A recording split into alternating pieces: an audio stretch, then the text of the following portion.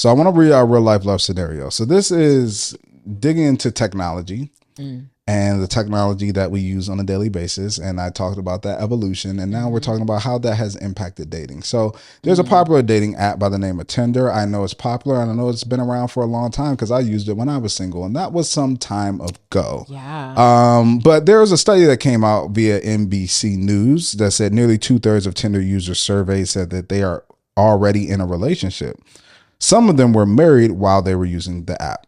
I'm going to give a little more context.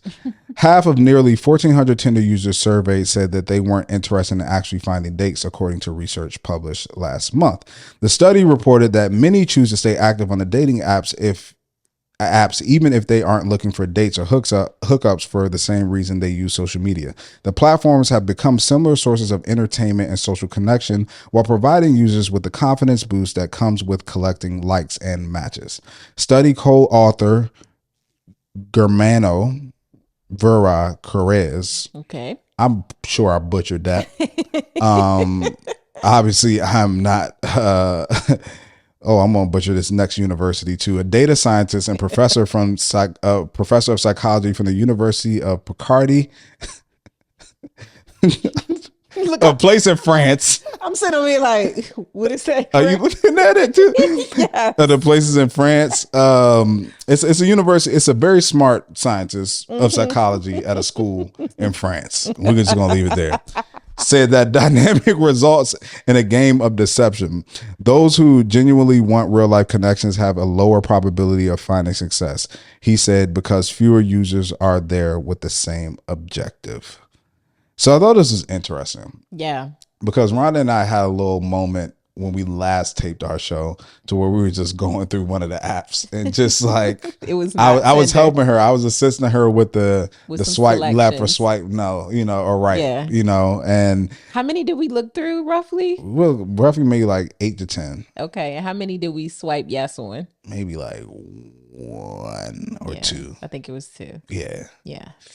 2 out of 10, I guess, it's a volume game when it comes to that, I guess. But my question is, do you find this to be true about apps through your experience? And what is your dating app forensics to know like if somebody's really telling the truth about their situation or not? I have actually experienced meeting someone on an app that was in a relationship. But he was on there to actively meet people. Oh, okay. He was not on there just to see if he still had it, just to, make sure. He was presenting himself as single. It was not until we went on a few dates, and then we hung out at his place that I went to use the bathroom, and it was not because I snooped. I promise it was not because I snooped. I've gotten to a place in my life for a long time where I really don't go looking for trouble. If it's going to come to me, if it's trouble, it's going to come to me. So I did not snoop. I just went to the bathroom, and as I was washing my hands, it was a little, the little soap thing that's built into the wall. Very Oh, old. yeah. Yes. Old joint. It was earrings sitting in it. Just like a pair of women's earrings sitting right in there. And I was like, I was about to say, that's one of them. In my head, I heard the reaction. Interesting. now here's what I will say. Once it comes to me, now I am going to likely look for things, not in your physical house, Yeah. but I'm going to put that in, I'm going to store it up here. Because I'm definitely not going to come and ask you because you ain't going to do nothing but lie. If I come down and then that's say, not like enough evidence to like no, really people like they my mom's, sister, that's my sister, cousin, my homegirl was my over boy. here. Yeah. Oh, those my earrings. I wear earrings sometimes. Listen, too easy to get out of. So I just put it in my head. Noted. That's what that's Yes, called. but Noted. as we continue to talk, I found him on like Facebook, and that's what told me. Facebook told me that he was married, and his wife was living in another state, and he had come to DC for work, and he was just coming ahead to get things set up for his family, and they would eventually join him. I mean, some people are so bold Very.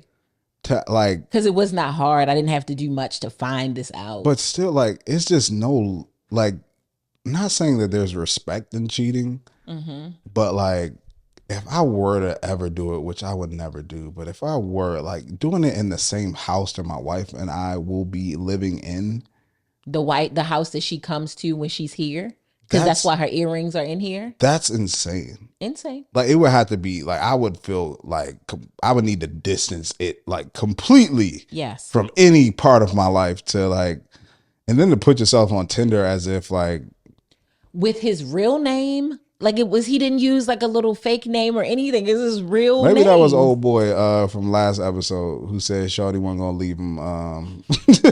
Yes, the real life scenario. Yeah, it was crazy. So I know that was a long answer to your question, but yes, I found it. And how do I know? I've sharpened my tool, man. Okay. Like I'm gonna ask the questions, and I'm also just gonna allow for the space for it to happen.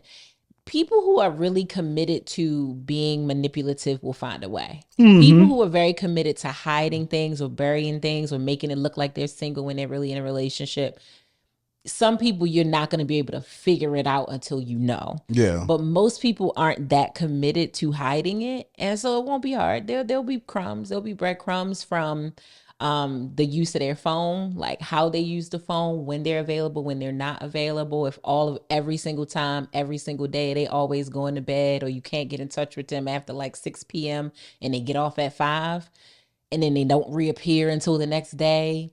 Those are usually some signs of it. If you go to their space and you see certain effects, especially women, I feel like no shade to men, but if a man lives by himself, he could be very like into his home and putting it together a certain way, but there's certain touches of a woman's energy, a woman's presence that can be inside of a man's house. Don't go looking for it, but you'll see it. When you're supposed to see it, you'll see it. It's that when you wash hands and you put that towel and you go to throw it away and it's a tampon in there.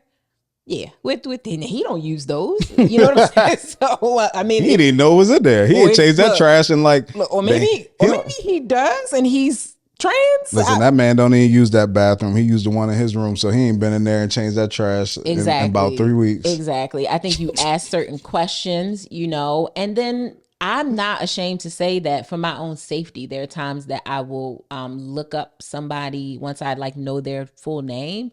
If there's a public registry around like crimes or legal things, I will look them up. I really will. I'm not paying for a background check, but I will look them up. And sometimes that'll show you if they are legally married. So you just gotta look out for the signs, man. That's very unfortunate though. I don't use Tinder, but I'm not surprised. Yeah.